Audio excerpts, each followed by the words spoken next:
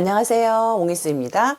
오늘은 자아가 건강한 엄마가 건강한 아이를 양육한다 라는 주제로 한번 이야기를 나눠보려고 해요. 제가 지난 시간에 제가 자아를 보호하기 위해서 방어 기제를 쓴다 라는 이제 안나 프로이드의 이론의 방어 기제들에 대해서 영화를 통해서 좀 전달을 좀 해드렸거든요. 그런데 여기서도 지금 이제 건강한 자아를 가진 엄마, 요 이야기가 나오거든요. 엄마는 처음부터 엄마가 아니에요. 네, 엄마가 될 준비를 하고 엄마가 되시는 분들도 계시겠지만 대부분은 성장하여 사랑하는 사람을 만나고 결혼을 하고 그러는 과정에서 이제 엄마가 돼서 이제 그때부터 엄마는 어떻게 해야 될까? 내가 아이를 잘 키울 수 있을까? 이런 고민을 하면서 배워가고 그러거든요. 사실은 저는 개인적인 어떤 그런 견해로 저는 그런 생각을 좀 해요.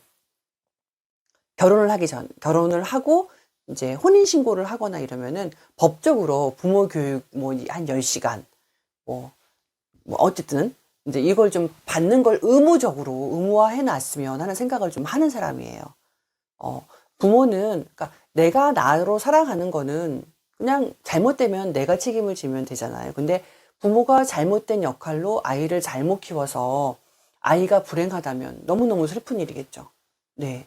그래서 저는 이렇게 부모 교육을 좀 이렇게 의무적으로 좀 이걸 들을 수 있는 그런 기회가 좀 있으면 어떨까 하는 개인적인 어떤 생각을 해보지만, 큰 바람입니다. 네. 생각을 해보지만, 아직까지 우리나라는 그러진 않고, 정말 좋은 부모가 되기 위하여서 책도 보고 자료도 찾아보면서 공부하시는 분들도 계시는가 하면, 그러니까 어쩌다 보니까 내가 되어 있네? 네, 그런 경우도 사실 좀 많죠. 그런데 엄마가 만약에, 그러니까 아이가 태어나서 아이가 중심이 되어서 아이를 위해서 모든 걸 희생하기만 한다면 엄마는 어느 순간은 좀 쌓이게 될 거거든요. 엄마도 아빠도, 이거 여기서 지금 제가 엄마 얘기하는데 아빠도 마찬가지예요. 네. 엄마 아빠 다 한 인격체로서 자신의 삶이 중요한 사람들이거든요. 근데 아이 때문에 모든 걸 희생한다라고 하면 어느 순간에는 지쳐버려요. 예전에 우리 어머님들이, 제가 지금 어버이날 뭐 이쯤에서 제가 본 것 같은데요.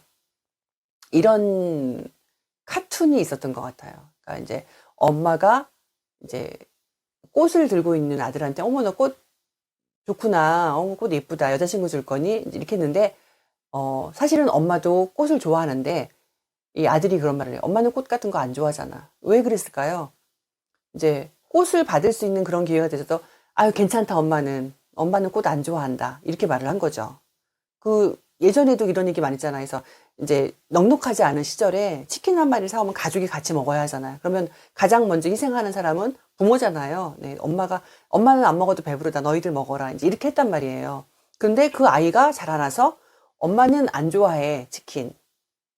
이렇게 돼버리는 거죠. 그런데 나중에 그 아이한테 어떻게 너는 엄마도 모르니? 라고 말을 하면 안 돼요. 엄마가 그렇게 만들었거든요. 그러니까 먹을 때 물론 엄마도 치킨 좋아해. 그런데 너 더 먹으라고 엄마는 조금만 먹을게. 이렇게 엄마 표현을 해야 되는 거거든요. 그래서 같이 먹자. 엄마도 먹고 싶어. 더 먹고 싶은데 우리는 요거밖에 없으니까 우리 오늘 나눠서 먹자. 라고 하든지 아니면 엄마 거 조금 더 줄게. 해서 하는 거는 괜찮아요. 근데 엄마는 안 좋아해. 엄마는 괜찮다, 괜찮다. 근데 엄마는 진짜 괜찮은 줄 알거든요, 아이들이. 그래서 우리 부모님들이 엄마가 하고 싶은 것, 아빠도 이런 걸 하고 싶고, 먹고 싶고, 이런 시간을 갖고 싶고, 엄마 아빠도 쉬고 싶고, 하지만 너를 위해서 이런 걸 한다. 라고 하는 거를 그때그때마다 표현을 해주시는 게 좋을 것 같아요. 네. 그래서 건강하게 내 스스로가 행복감을 가지고 건강해야지 아이들한테도 그 행복감을, 그러니까 엄마 아빠가 안정된 어떤 그런 상황이어야지 아이에게 온전한 사랑, 양육 환경을 만들어 줄 수 있다라는 이제 말씀을 제가 좀 드리고 싶어서 이런 이야기들을 했습니다.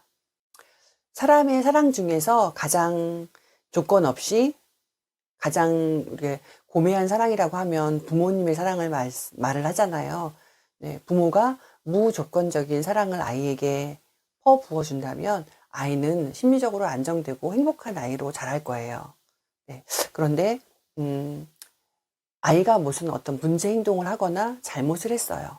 아이를 꾸짖었어요. 그 상황에 대해서 이런 건 잘못된 거야 라고 혼낸다고 해서 그게 사랑하지 않는 걸까요?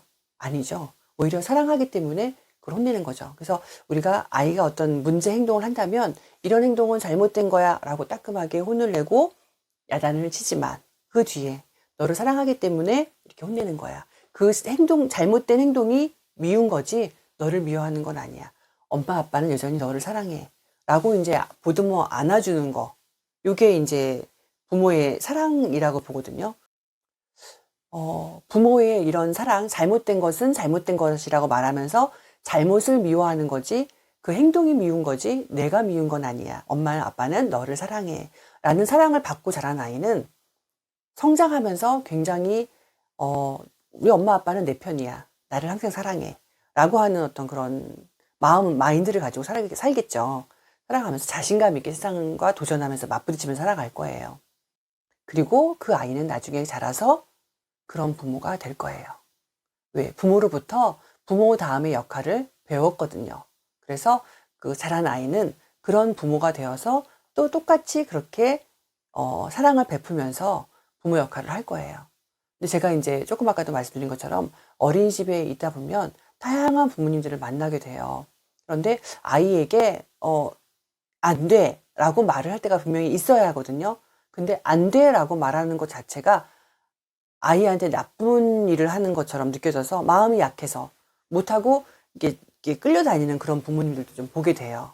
자아가 건강한 아이는 건강한 부모로 자랄 거고요. 부모 역할도 훌륭히 해낼 건데, 제가 이제 어린이집에 있으면서 이 자아가 건강하지 못한 분들을 가끔 만나요. 그래서 아이를 이제 바른 길로 제시해 줘야 될 때 안 되라고 끊거나 이런 부분이 좀 안 되는 분들도 좀 계시기는 하거든요. 그런데 최근에 제가 만난 분 중에 정말 가슴이 너무 아픈 그런 부모님을 만난 적이 있었어요. 그래서 요거를 좀 부모님들과 함께 좀 선생님들과 부모님들과 함께 좀 나눠봤으면 하는 생각을 좀 해봅니다. 3월이 새학기니까 저희가 새학기 맞이하기 전에 보통은 그 전년도에 11월, 뭐 그 전부터도 많이 하지만 보통 11월부터 12월 이때까지는 정말 상담 시기예요. 상담을 정말 수없이 진행을 하거든요. 근데 이제 만 3세, 5살 반에 이제 저희 원에 오기를 원해서 상담을 오신 어머님이었어요. 상담을 쭉 하다 보니까 뭔가 이렇게 표정이 약간 좀 이렇게 굳어져 있는 그런 어머님이셨어요. 근데 다양한 어머님들이 계시니까, 근데 어머님은 이렇게 표정이 이렇게 좀 이렇게 밝은 분은 아니시구나 생각을 했는데, 뭘 얘기를 하다 보면은 이렇게 딱 끊으세요. 뭔가를 딱 끊고, 그러니까 본인이 원하는 뭔가가 있는데 그거를 딱 이렇게 저는 이걸 원합니다라고 말을 하면 되는데 하지 않으시고, 제가 이제 뭔가 이렇게 그거에 대해서 알려주세요라고 설명을 하면 듣다가 본인이 원하는 게 아니다 싶으면은 그건 됐고요 이러면서 자르시는 그런 상황이었어요. 그래서 좀 난처해 하면서 제가 상담을 좀 진행을 했는데, 하다 보니 이제 어느 순간 보니까 이 어머님이 뭘 원하시는지 알겠다. 그러니까 다양한 커리큘럼을 가지고 아이들에게 좋은 반응을 이제 보여주면서 다양한 이제 반응을 이제 유출해낼 수 있는 다양한 프로그램들이 있으면 좋겠고, 그걸 제공을 받았으면 좋겠는데, 학비가 좀 비싸다. 교육비가 조금 부담이 된다. 어린이집은 뭐 더 많이 받고 싶어서 막 더 받고 교육비를 책정할 수가 없어요. 이제 도나 시 지침, 나라의 지침을 따라서 이제 책정을 하거든요. 근데 이제 부모님이 선택을 하셔도 되고 안 하셔도 되는 어떤 특별활동이라든지 이런 부분은 좀 있는데, 이제 부모님은 요 특별활동을 많이 해주고는 싶은데 부담이 되는 거죠. 매달 들어가야 되는 비용이다 보니까 이게 좀 부담이 되는 것 같은 뉘앙스를 풍기셨어요. 그래서 좀 여럿이 같이 이렇게 해야 되는 경우에 살짝 이렇게 할인 혜택을 좀 드릴 수 있는 그런 부분들도 있어요. 그러니까 개별적으로 교재라든지 교구들이 와서 이걸 특별활동의 강사가 진행을 하는 거라면 조금 힘들지만, 다수가 같이 하는 건데 이 아이가 들어가나 들어가지 않으나 이렇게 큰 차이가 나지 않는 그런 프로그램들도 있기는 하거든요. 그래서 그냥 그런 필수적인 어떤 그런 부분만 받기로 하고 나머지 부분은 할인 혜택을 드리기로 했어요. 그러니까 일종의 장학 제도인 거죠.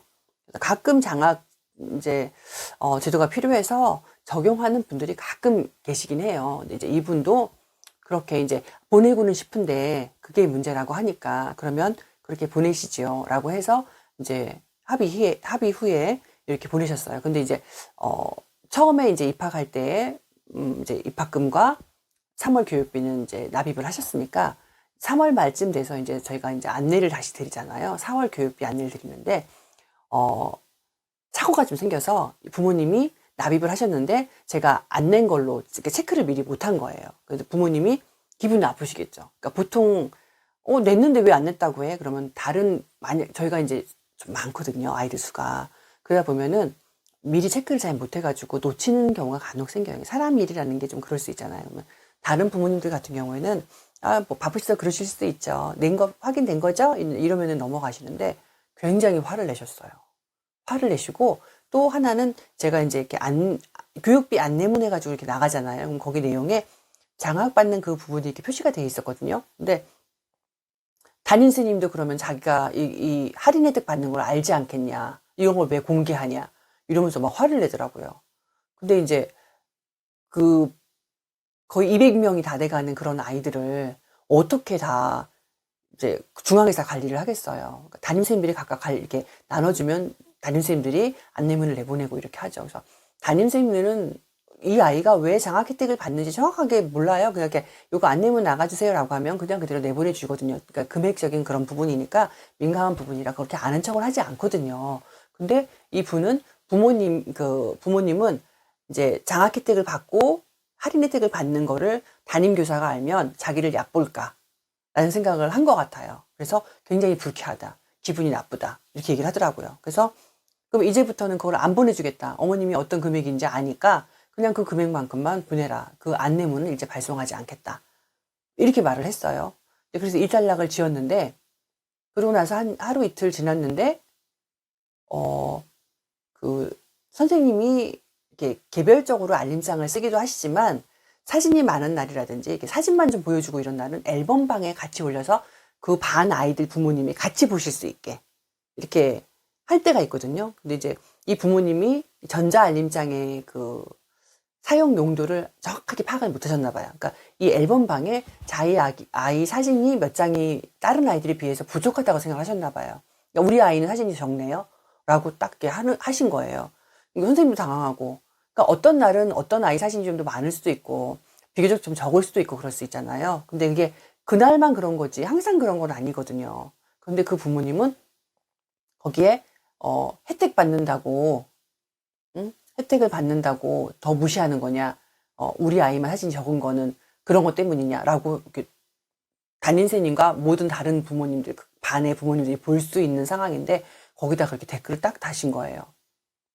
그러니까 담임 선생님이 너무 당황스러워가지고 이제 저한테 이제 보고를 좀 했고 저도 보니까 상황이 그렇더라고요. 근데 이제 담임 선생님이 그런 거 아니라고 오해시라고 근데 거기다 오해가 아니다. 여러 날 자기가 지켜보니까 우리 아이만 그런 거 같더라. 라고 이제 이렇게 또 쓰신 거죠. 근데 거기에 이제 다른 부모님이 다른 댓글을 이제 정상적인 댓글을 또 단 거예요. 그러니까 그 부모가 선생님하고 나만 보는 게 아니고 이건 다른 엄마들도 보는 거야? 라고 하니까 거기서 멘붕이 온 거예요.